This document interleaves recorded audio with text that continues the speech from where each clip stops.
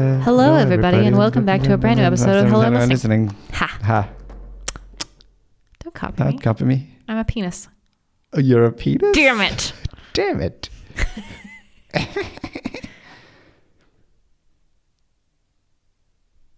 Yeah. Yeah? Everybody. Welcome back. Welcome back. We are back with a new episode.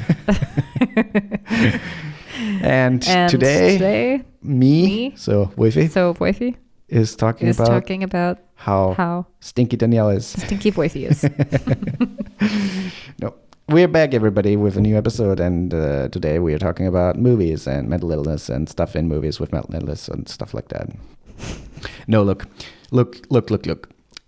Real talk for a second. Look. We take away the shiny production of this podcast. We take away the glamour of us being so famous. We're just people like you. Let's just pretend. Let us live a normal life. Let's just pretend we are really just people like you for a moment. No, but we struggle sometimes to think of. We sometimes have me in particular have sometimes very cool ideas for podcasts. So we're starting like this again. No, we as a team have sometimes a very cool idea for a podcast episode, and they turn out great. And sometimes it's just hey, I have this idea, let's talk about it, and we do.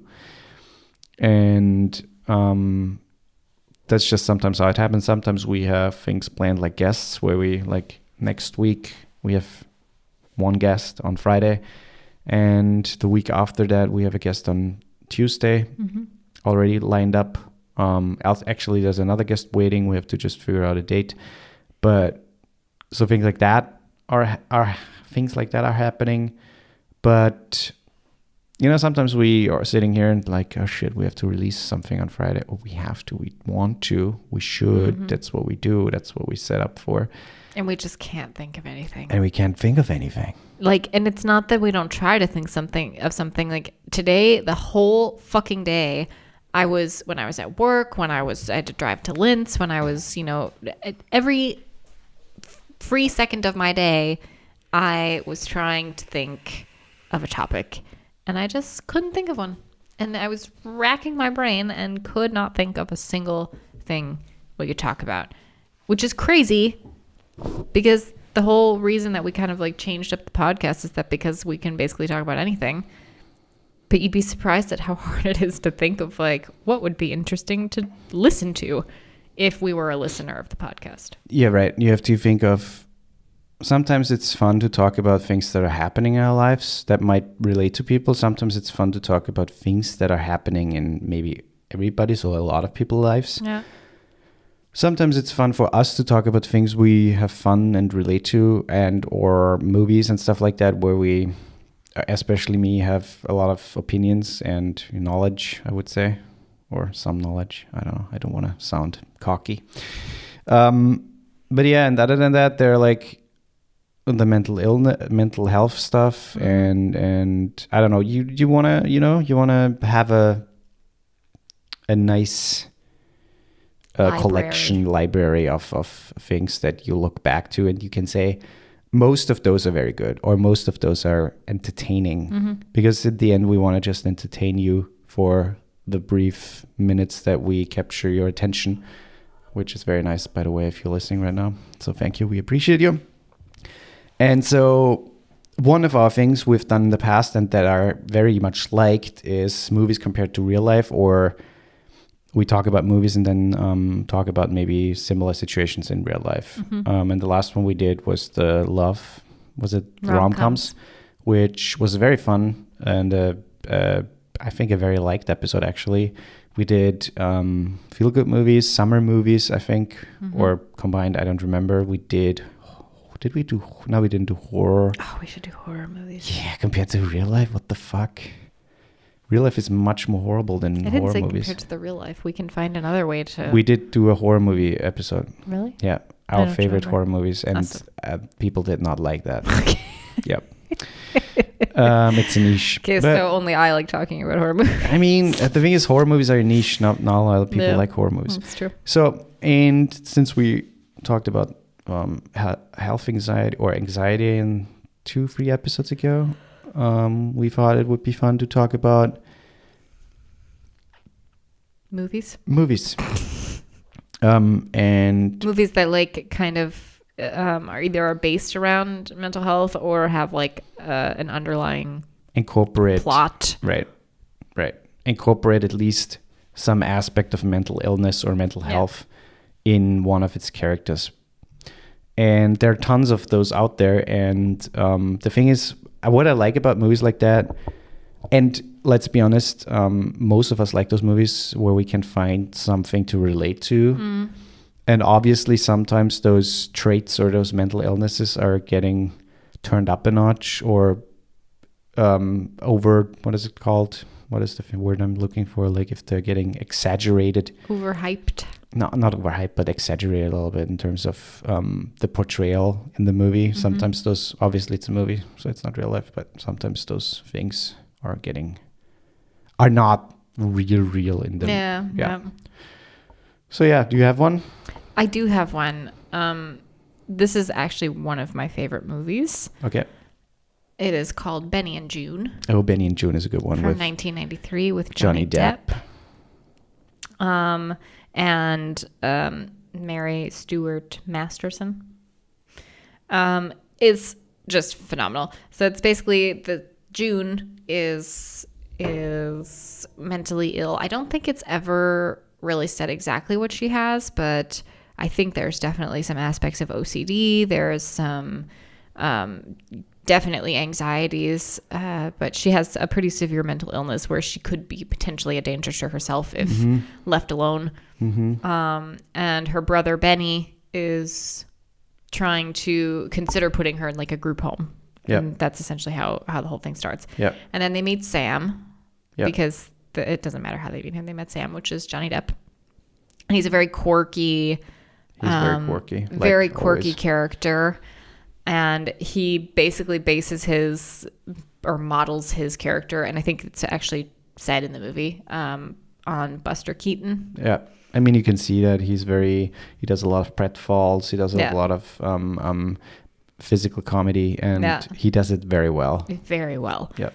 But it's kind of just like about Sam's relationship with June and how he, through his quirkiness and kind of also a little instability. Yeah, he has some sort of mental illness too. How they kind of like work off of each other and how they end up helping each other feel more stable. And, even though he can't really understand her mental illness and she doesn't have the capacity to understand his either. I feel like he makes her feel normal. Yeah, because they're both so quirky and But it's a really lovely story of two people who I think ultimately fall in love. I would say that they become like a couple. But just kind of how just relationships in general can play such a huge role in and the right relationship and a supportive relationship can play such a huge role in mental health and being more independent and I don't know, okay with yourself. It's a good movie. It's a lovely movie. I have one that is a little newer, I would say. It's Silver Linings Playbook from 2012, 2013. It is. I mean, it's 10 years, but it's still considered compared to the one you said. But it's David O. Russell, and it's with Bradley Cooper and Jennifer Lawrence, Robert De Niro, Jackie Weaver, Chris Tucker, and some other people. But it's a great movie. It's funny. It's weird. It's quirky, but it's also very sad.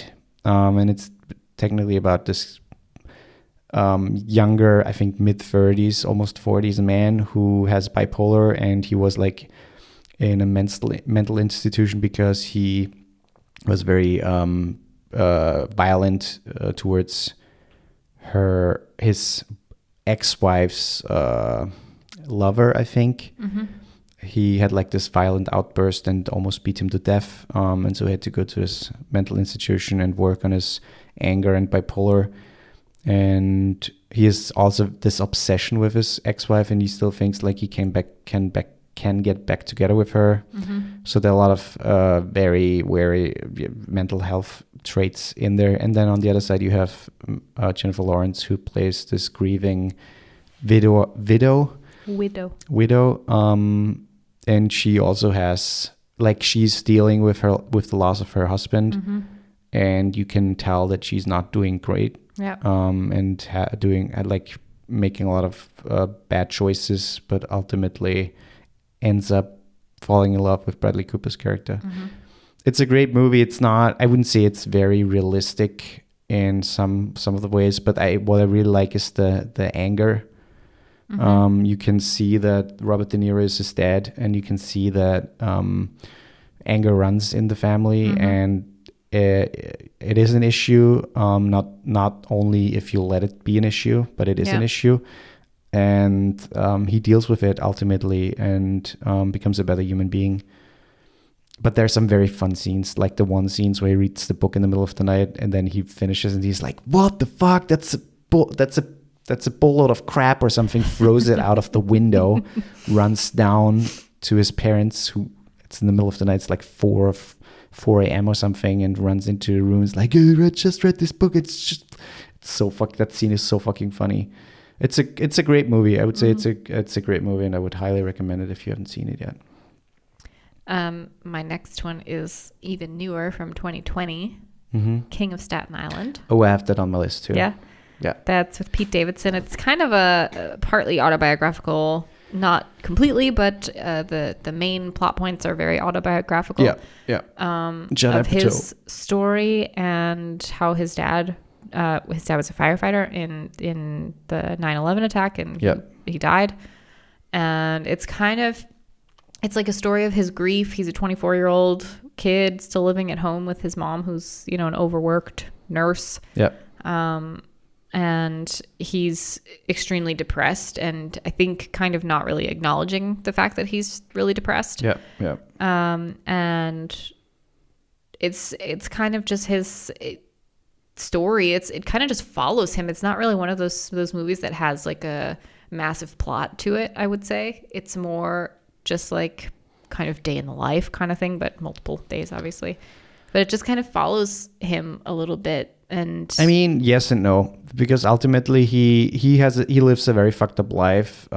He has some weird friends who doesn't really push him forward, and he never really dealt with the loss of his father. And that's what I said. In a mature way, where he needed someone to push him there, and firefighters. That's where Bill Burr comes right. in. And the firefighters, and ultimately also friends of his late dad push him there, and he finds a calling, or like a passion through pushing through that trauma and that loss. But he kind of finds a way to deal with it by connecting with these firefighters and these people who knew his dad, and it also kind of helps him just get his life back on track and in the right direction, as opposed to the direction he was going. Right. It is a fun movie. It's Judd Apatow. I would compare it to This Is 30 in terms of what is it one called with Ben Stiller, not Ben Stiller, with Adam Sandler. This is a kind of fun story or something like that. It's kind of a funny story. A funny story or something.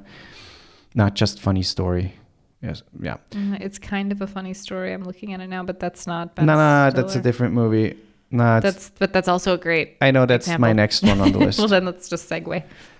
But yeah, it's a great depiction and like moment of, now maybe we would say in German, of his life. And I actually really like that movie. Me too. Well, yeah. Let's do the next one. It's kind of a fun story from 2010. It's a very, very cool movie. I really like that one. It's with Zach Galifianakis. That was like, I think, right in the middle of the Hangover movies. So at its prime, basically. Emma Roberts is in it, Viola Davis and Keir Gilchrist. And Gilchrist. maybe? Gilchrist, I don't yeah. know. And it's basically about a 16-year-old kid who spends time in a psychiatric hospital after contemplating suicide.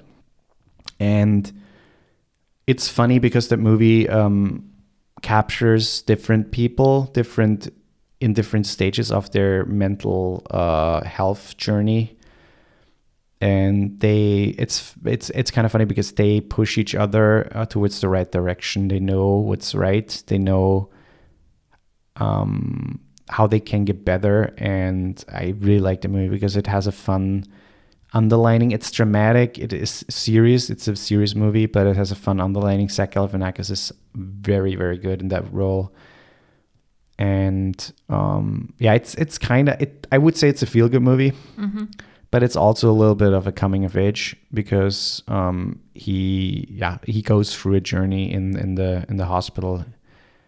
But yeah, I would highly recommend that movie if you have not seen it. It's a more unknown movie. Mm-hmm. Yeah. Do you have one? Otherwise, I have one. I was thinking about the Skeleton Twins. That's a great movie. It's a fantastic movie. Bill Hader. And Kristen Wiig. And because it's the two of them, there are comedic elements, of course, in the movie, but it's definitely more of a drama. They both play their roles beautifully. They play twins who are estranged. I think they haven't seen each other for like 10 years or something like that. Yeah.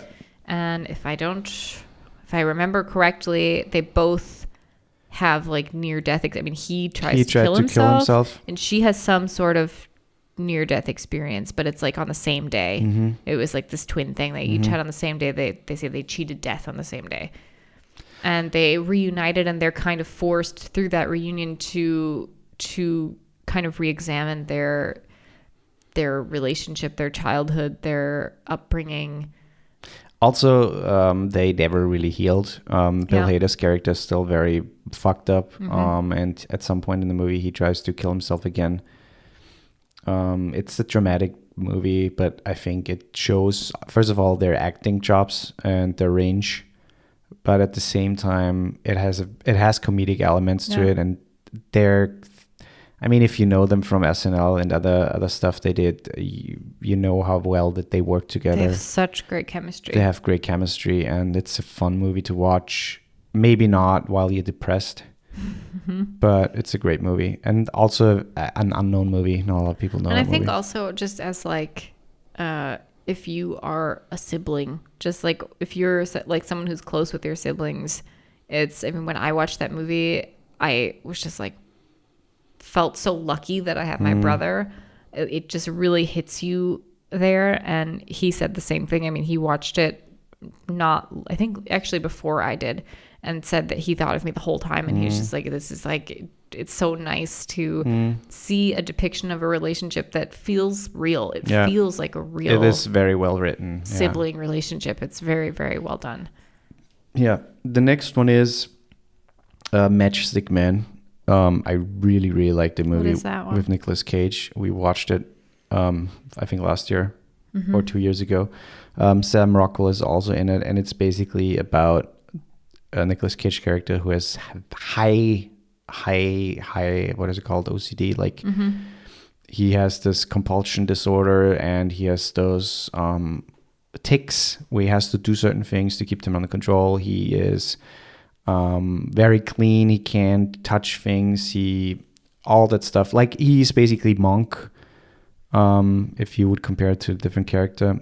And he scams people. That's their whole thing. So he and Sam Rockwell. That one. Yeah, we watched it. You really liked it. It's a more unknown movie. It's from 2003, I think. Yeah, and it's funny because Ridley Scott directed that one. A lot of people really don't know that movie. It flew under the radar, but I remember watching it the first time. I really liked it, and watching it again, I think 2 years ago or something, or last year even. First of all, if you don't like Nicolas Cage, sure, whatever, I don't care. But that man, if you don't like Nicolas Cage, then you can go fuck off. I wouldn't. Yeah, that's what I wanted to say. No, but I think he's one of the, and I'm That might be a risky territory for some people, but again, that's my opinion. But he's a very, very good actor, in my opinion. He has a massive range. That guy can do anything. He can play serious. If you have seen The Weatherman, that's a great movie. He can do comedy. He can do like Arizona. What is it called? Raising Arizona. Raising Arizona. He can do horror. He can do action. That guy can do anything. And in Matchstick Man, he shows that, like, his OCD, his tics are so well portrayed. And I remember watching it for the first time as like a teenager. I felt so compelled, like, oh, that's horrible if you have something like that. And he plays it so well, but at the same time, it shows that most of those tics are like produced, or those tics are produced in his head. That he manifested them so much over the years. And when his estranged daughter comes into his life, he finally starts opening up and sees that, like, he can be more than his tics. Yeah. It's a great movie. I really, really like that movie, and I highly can recommend it if you haven't seen it, and if you don't hate Nicolas Cage. Even though if you hate Nicolas Cage, I would still suggest it alone because of Sam Rockwell's character. Can I just say to anyone out there who doesn't like Nick Cage, I used to hate him, like, with a burning passion. It was so, like, it almost made me gag to, like, think about watching a movie with him. But then I was forced by Woifi to give him another chance because I lost a bet. I don't remember what the bet was, but I lost it. And we watched a movie of his choice. I believe it was Raising Arizona. I think so too. And no, it was the one where he plays two people, hit the brother. Oh yeah, Adaption. Yeah, we watched that, movie. And it was brilliant, and I loved it. It's a really great movie. And I didn't want to admit in the moment that I loved it, so I was just like, yeah, it was fine. And then we watched like a Netflix series called The History of Swear Words. I mean, it was way later, but was way later, but I just completely fell in love. And he's a great guy. Since then, I have just like wanted to watch every single thing he's ever done. I think I just really like him. He has done a lot of shit, like almost every actor in Hollywood. But yeah, that man, there's a range of movies out there who are very, very good, and who, I would just highly recommend picking out the really good ones. And if you want to know the good ones, then just text us on our Instagram, and I'll give you a list of movies you should see with him. Yeah. I have two more. How many do you have? I have one more, but I think The Perks of Being a Wallflower is one of yours. It's actually not, because I figured that you would do that one. So that's perfect, because then we have three more total. So I'll go, you go, then I go. No, you go. Yeah, no, that's what I said. I go, you go, then I go. Okay, mine is Little Miss Sunshine. Oh, that's a great movie. 2006. And I just want to read a little bit because it really hits you just like how dysfunctional this whole thing is. It's fantastic. So it's about a family. Basically, the main plot is a family travels to this pageant because their daughter wants to be part of a pageant. Yeah. And so the whole plot is based around that. They go into a bus and drive there. Yeah. But it starts with the wife of the family. She brings her suicidal brother, Frank, who's played by Steve Carell. Yeah. And she has to, like, they need to care for him. Someone needs to, like, be in constant watch over him. From what it's like a part of his release. So he is in her care. So he tried to commit suicide when he was rejected by his boyfriend. And so that's his story. Cheryl's husband is unsuccessfully trying to sell his self-help and self-improvement technique using 9 steps to reach success. Yep. But is failing miserably. Yep. Their son, Dwayne, has taken a vow of silence. Yeah, he doesn't talk. He wants to desperately be a jet pilot, and I won't give anything away in case you haven't seen the movie, but that also is he has a massive role in the whole reason why I thought of this movie, in terms of mental health and depression and things like that. Yeah. The grandfather, who was also with them, was forced out of the institution that he was in for elders, so like an elderly home or something. And he's addicted to heroin. Yeah. And the 7-year-old daughter, Olive, wants to be part of the Little Miss Sunshine pageant in California.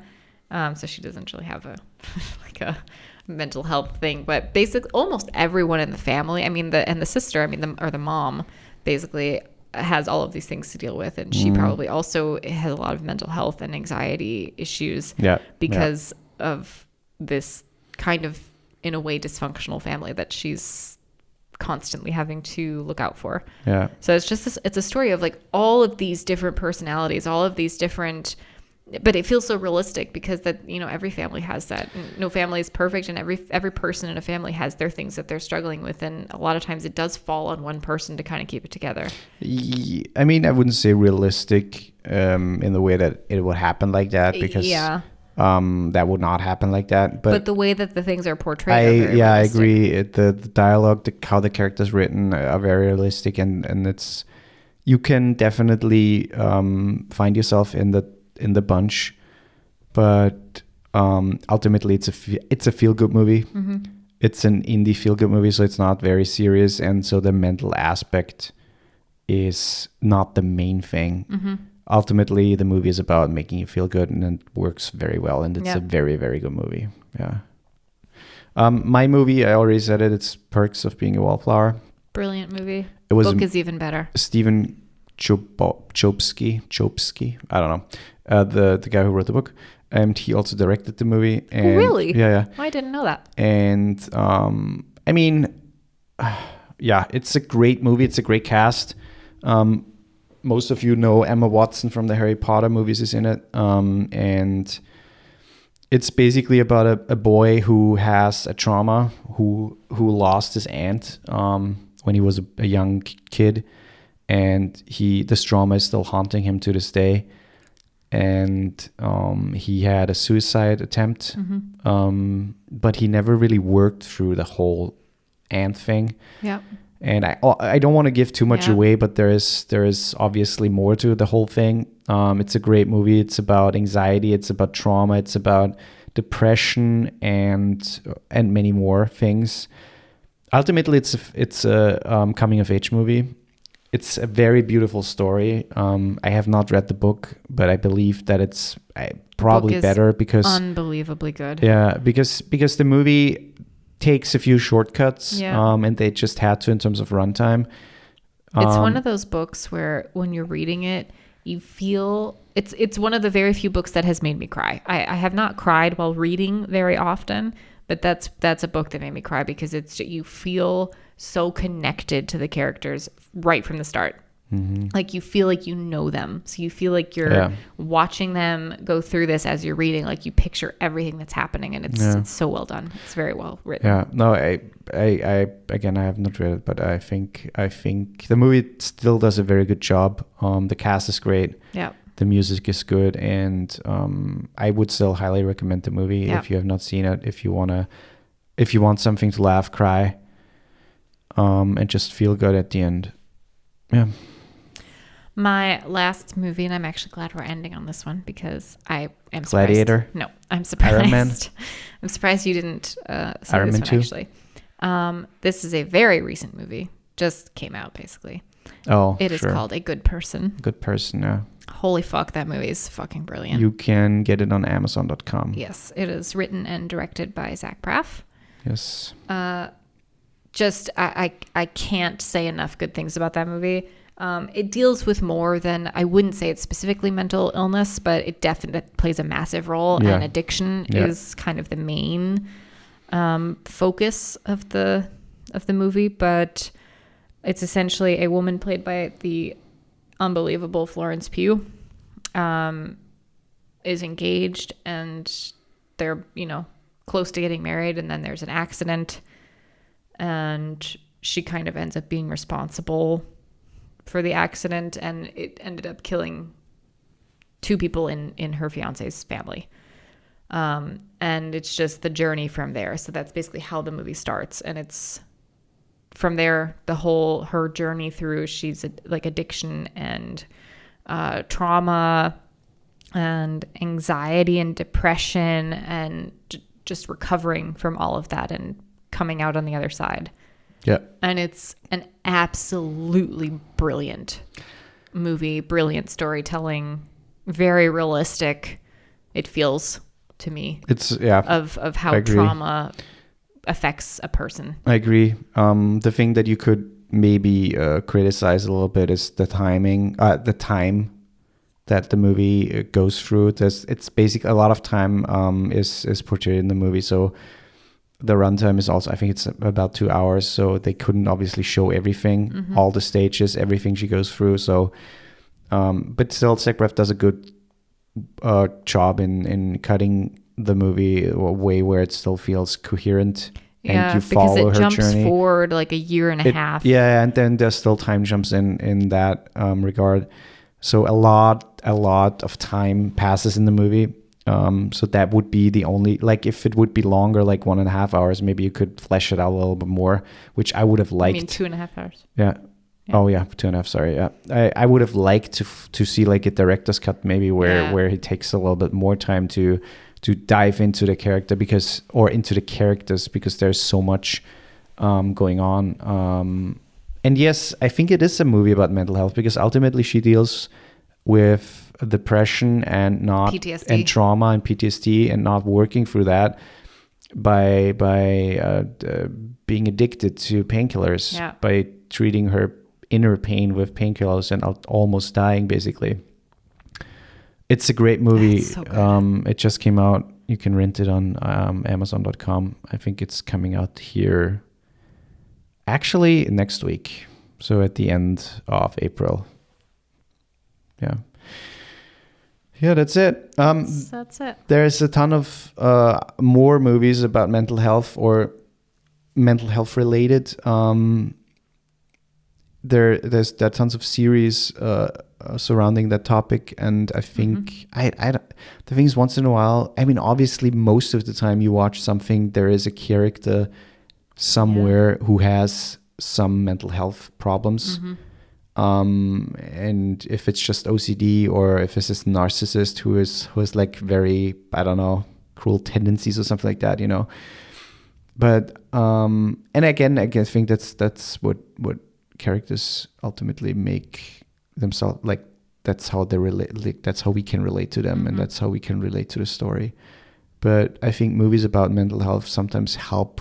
And I remember watching some of those movies when I was down, and I felt better because I felt like, okay, I'm not alone. I'm people go through this. It's normal. It's part of it. And the important thing is to either get help if you need help, or to remember that this is not constant. It's going to be better again. It's a journey, and we all in it. Yeah.